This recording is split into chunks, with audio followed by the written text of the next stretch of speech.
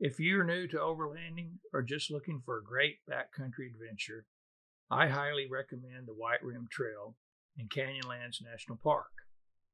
This route stretches 114 miles and typically takes 2 days to complete. You'll need a backcountry permit to drive the trail, as well as reservations for one of the primitive campsites. But be aware, campsites fill up fast. So don't give up, keep checking daily. For this trip, we were lucky. A spot opened just a week before our departure. Our route today begins on the Shafer Trail. It starts off as a well-maintained gravel road before it descends down into the canyon through a dramatic series of switchbacks.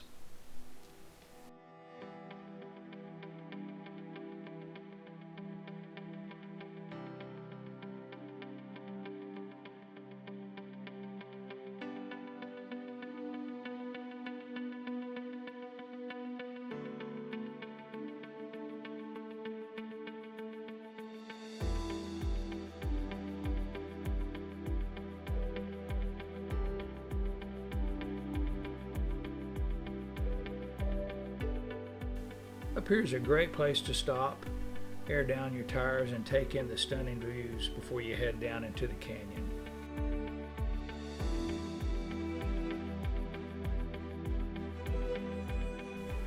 The road is generally wide enough for 2 vehicles, but the switchbacks can be tight, so if you're driving a longer wheelbase vehicle, you need to be aware of that. I remember my first visit to Canyonlands. I was in awe with this trail. Breathtaking scenery, the switchbacks going down. I couldn't wait to get on it and go check it out.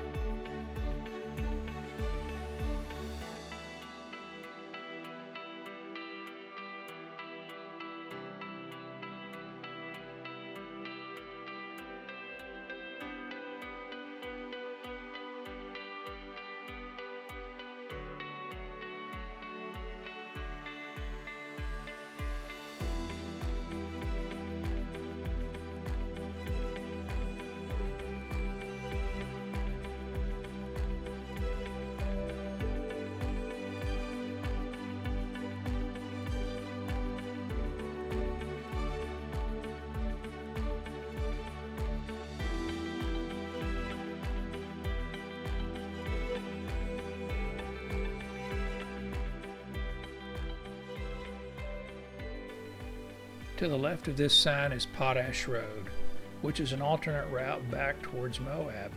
It takes you along the canyon rim for a short distance and out past the potash tanks. So if you're not ready to take on the White Rim Trail, I highly recommend this route back to Moab.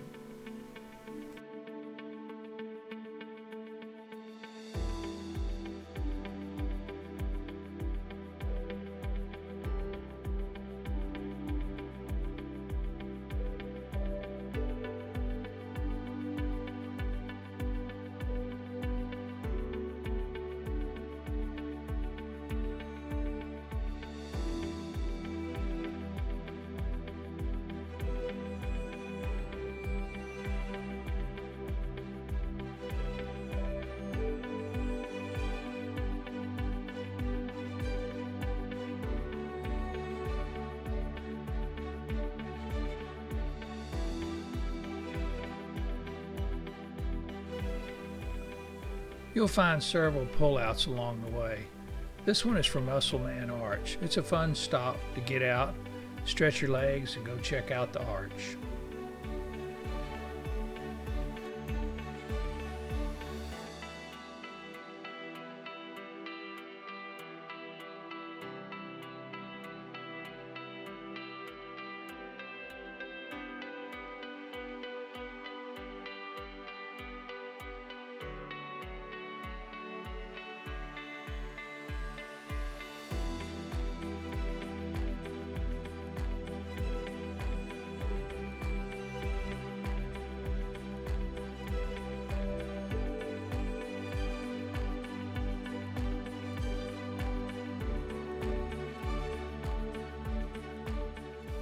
By the time we left Muscle Man Arch, The skies were gray and we started to see raindrops on our windshield. Fortunately, it was no more than a light rain for a few minutes.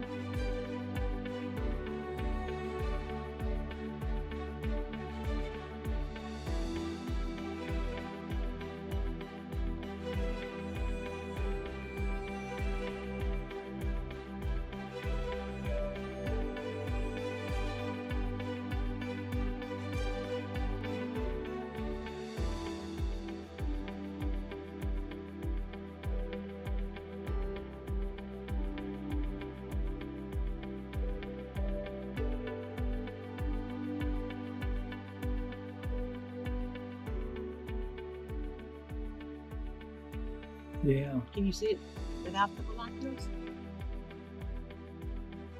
It doesn't look all that great from From here.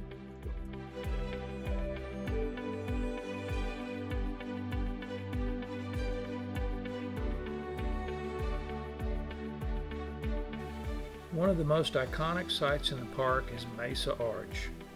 From down here, it's nearly impossible to spot with the naked eye.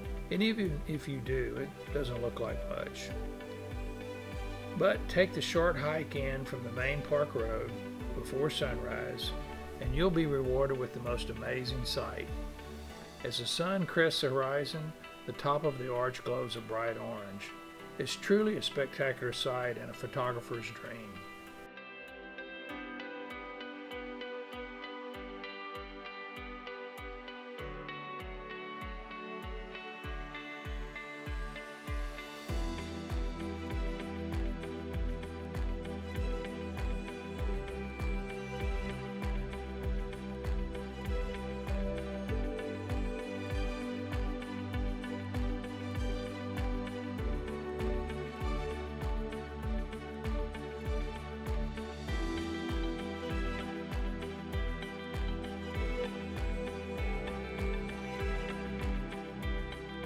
The majority of the trail is smooth with occasional rough spots. We continue to meander along the rim's edge, stopping often to take in the views. As you can see here, some sections of the road are right up next to the edge of the canyon.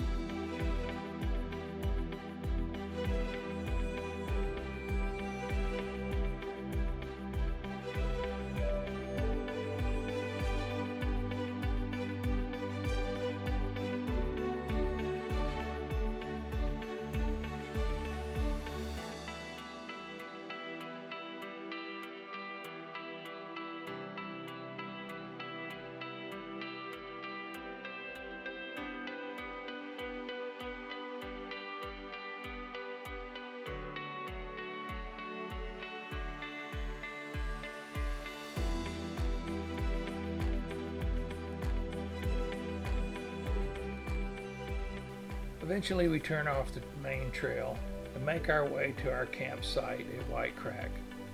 This is my second time camping here. My first was back in 2010. It's the most popular site on the White Rim Trail, and for good reason.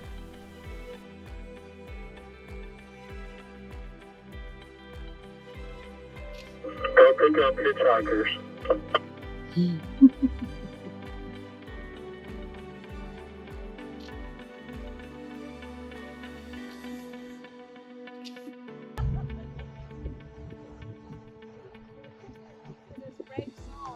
Got a couple of hitchhikers? Yeah. See you at camp.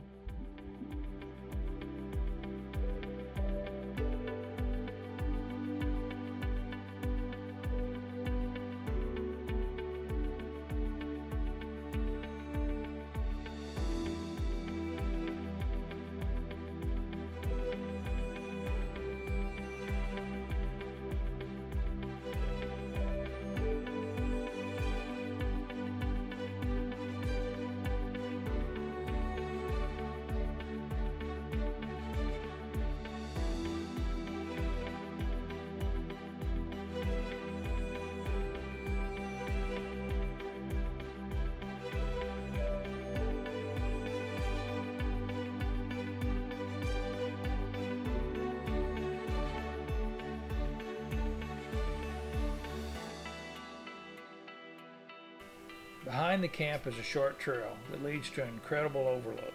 In the far distance is the confluence of the Colorado and Green River. You can't see it from here, it's blocked by the canyon walls, but it's still a beautiful view.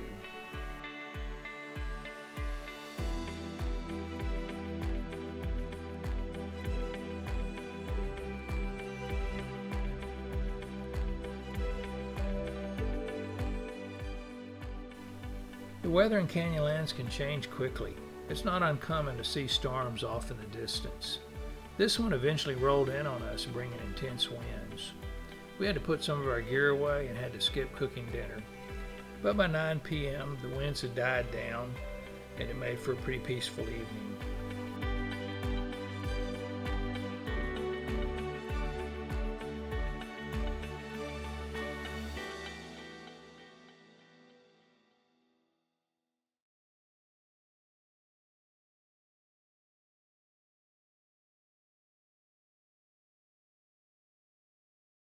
The next morning we awoke to a beautiful sunrise, but the temperatures were a bit chilly. After breakfast we packed up camp and we were back on the trail by 9 o'clock.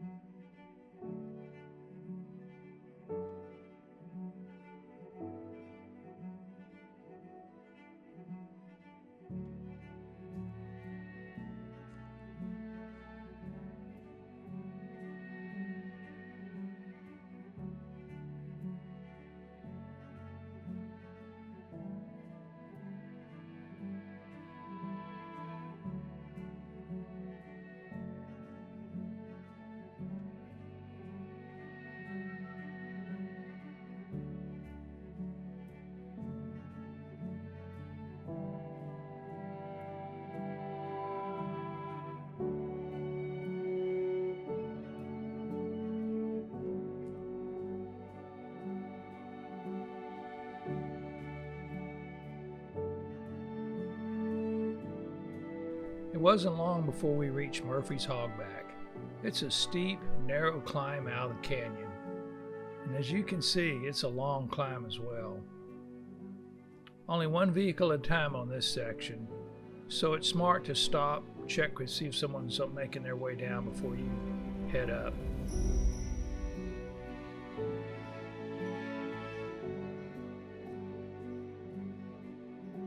At the top is Murphy A Campground off to the left.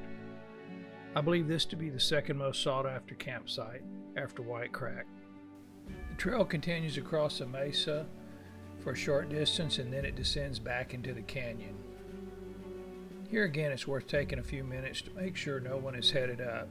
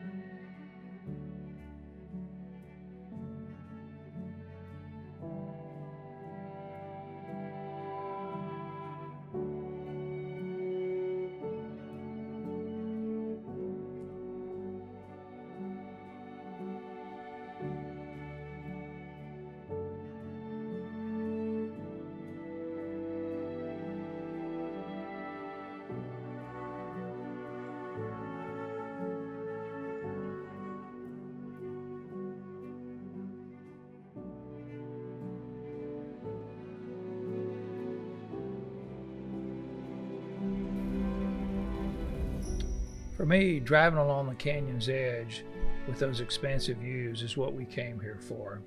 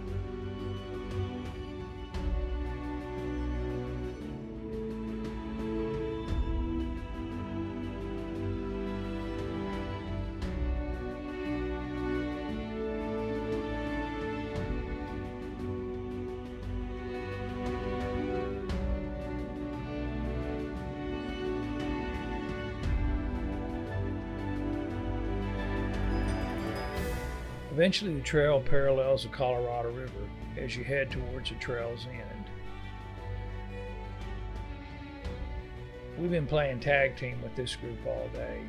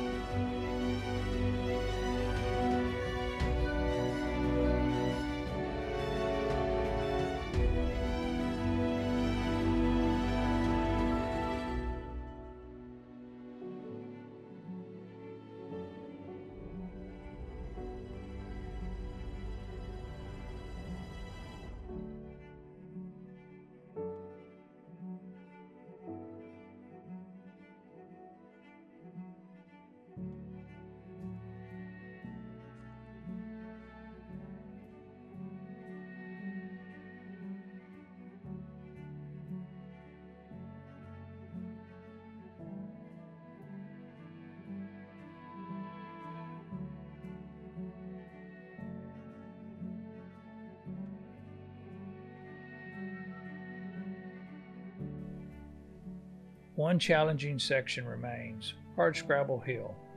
This is a rough, twisting climb along the canyon wall. There's blind corners and not much room to pass.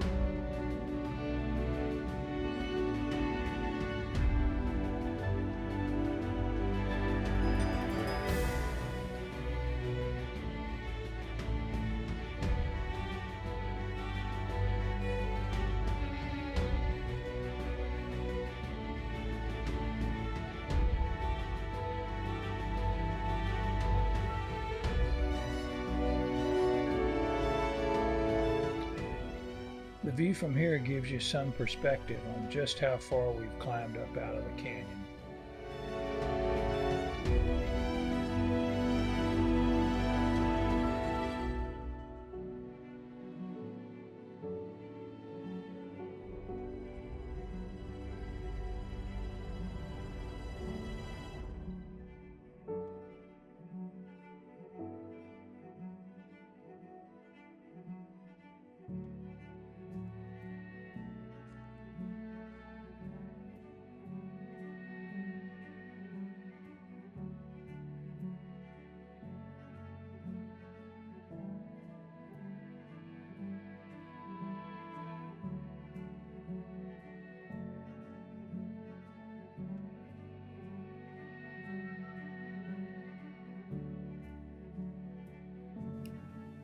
After cresting this hill, the trail drops back down to the river bottom. It's sandy down there and looks like it could be really tricky if things were to get wet.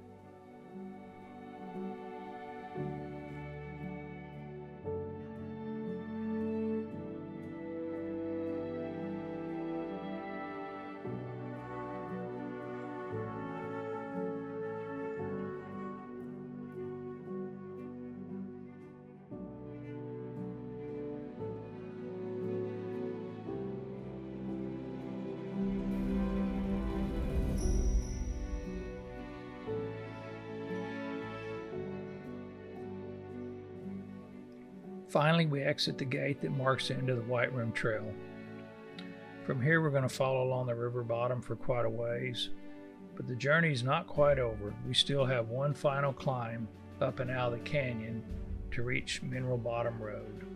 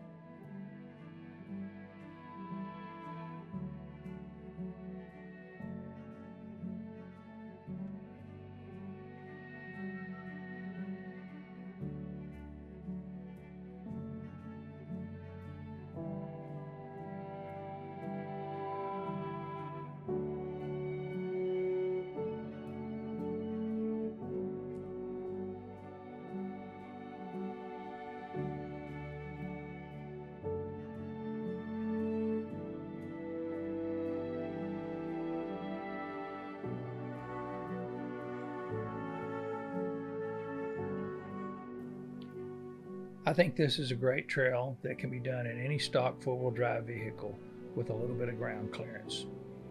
If you get a chance, go check it out. It's absolutely worth it.